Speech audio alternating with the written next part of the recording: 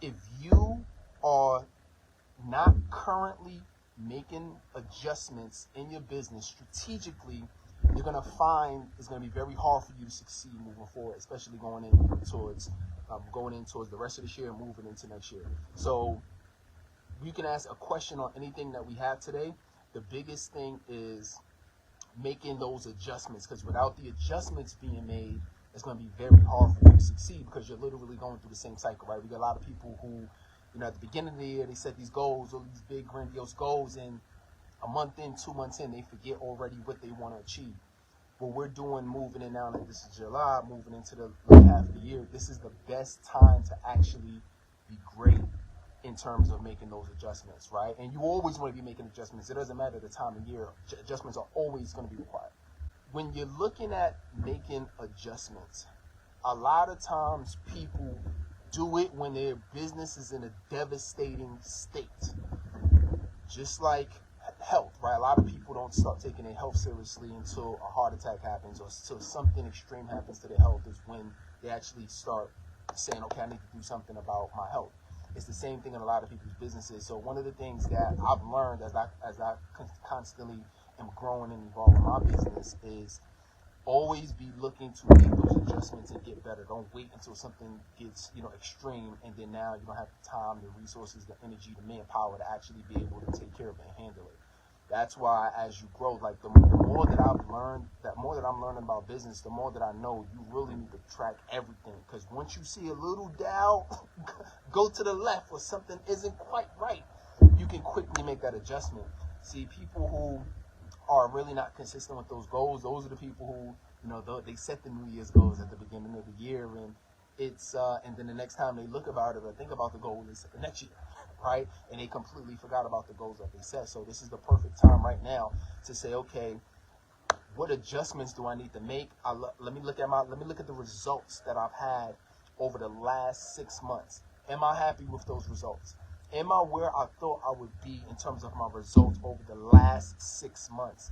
And if the answer is no, or if you fell short, or you're not quite where you need to be, the question you need to ask is why.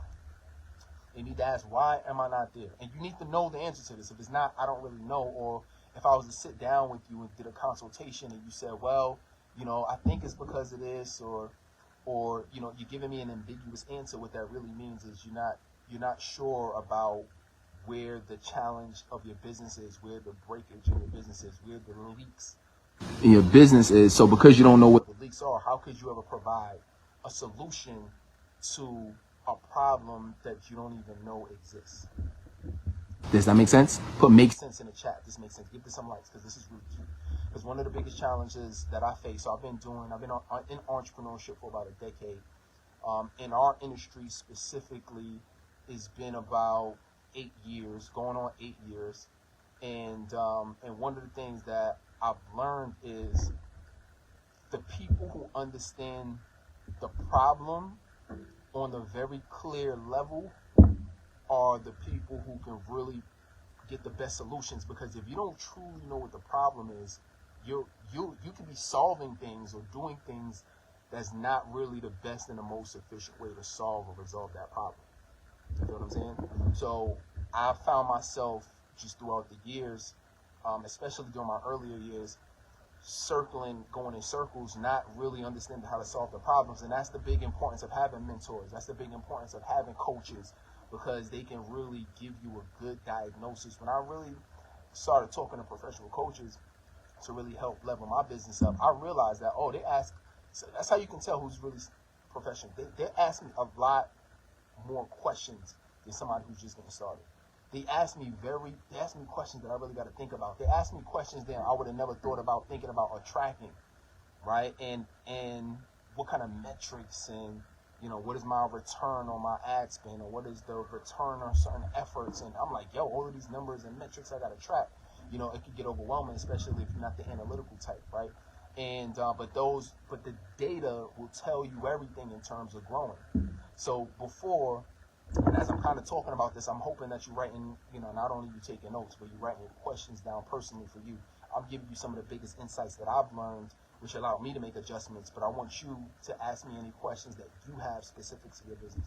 So of where you're at right now. One of the things for me was not stop approaching problems based on I feel like this is what it is or I think this is what it is, and say based on the data. Everybody put based on the data in the comments. Based on the data, this is what the data is indicating that's going on, and this is what's actually stopping me. So I had a client one time, and she was saying, coach, like, I don't know what it is. I'm not getting the sales that I want to make. I'm not generating the type of revenue I want to generate. I said, okay, well, what's going on? And she says, well, I think just like I'm not getting enough people to click on my website and go. I'm not,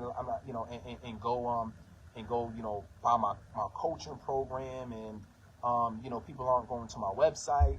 And I said, okay, so people aren't going to the website. I said, okay. I said, that's interesting. I said, how many people are you getting to go? She's like, well, I don't really know. I mean, I probably only maybe got a couple clicks last week. And I said, well, how many did you get exactly? And she said, well, I'm not really sure, but I just feel like, people aren't going there because nobody's buying, right? And she said, maybe I need to do something different with the website. Should I make the font bigger? Should I put it on a different page? And the challenge that I had with this particular client, or that I really explained, is that the problem isn't that you aren't getting people to click on the link to go to the website and buy. That's what you think the problem is, right? That's not the problem. The problem is that you got to know specifically your data of how you're supposed to be getting clients. So how I teach a lot of my clients, or if somebody's going to be paying you, especially higher ticket, that's not something that somebody's just going to go on a website and buy. Right, especially however much you want to charge, $2,000, $3,000, $5,000, $10,000. I don't care what you're charging for your program. If you don't know how much you want to charge, that's something you can talk to me about. But that's whatever you want to charge. If you're really helping somebody in a deep level and they got to make an investment to be able to do that, right? Not a cheap investment like $40 or $50. Like they got to pay a couple thousand. That's going to be something where people should be jumping on the phone with you, right? And I said, now, in terms of the amount of, let's look at the data and see what the data tells us that you should do. I said, how many appointments? I said, how many people have you had personal conversations with? I'm talking about before you even get on the call with them. She said, I said, give me, what do your numbers look like in the last month? She was like, I don't really know. Maybe a couple people. How many exactly? I don't know. How many? Okay, out of those conversations, how many of those folks did you actually get on a call, like they were leads, and you actually got on a call with and you spoke to them, really got a chance to understand their pain, their challenges, what they need, really connected with them on your ideal client on a deeper level? And how many of those people you spoke to? She was like, I don't really know how many calls I got on. I mean, I don't know, maybe 2 or 3. I mean, I'm not really sure. I said, okay. How many clients you got over the past month? She said, I got one person that's thinking about doing it. I said, okay. I said the challenge is this. I said the challenge is you don't have the data to know how to get clients. I said one is you got to get clear on the business model. And I see you, Darren. I'm going to see your question in a minute. I said one, you got to get clear on the business model, right? And so I walk through again what our business model is in terms of how you actually go from somebody discovering you online to actually becoming a paid client. You walk through that step by step. And then I said, okay, so based on that process, you got to look at your metrics and you got to look at your numbers. You got to know exactly how many conversations, because those conversations are going to be, that's what's going to generate people wanting to jump on a call with you. See, I one of the things that I train on is what we call the post and pray syndrome. Everybody put post and pray in the comment. Put post and pray. Post and pray syndrome is you post online, social media, Instagram, TikTok, Facebook, LinkedIn, YouTube. You post and you sit back and you're like, the client's gonna come rolling in, baby.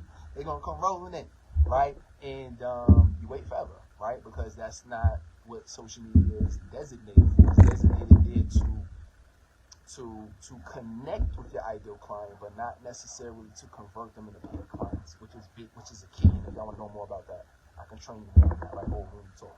So with that, I said, okay, so it's about knowing, right, how many conversations you're having with people online, how many appointments you're having, and how many actual consults you're doing, because that is going to determine the amount of revenue that you're generating.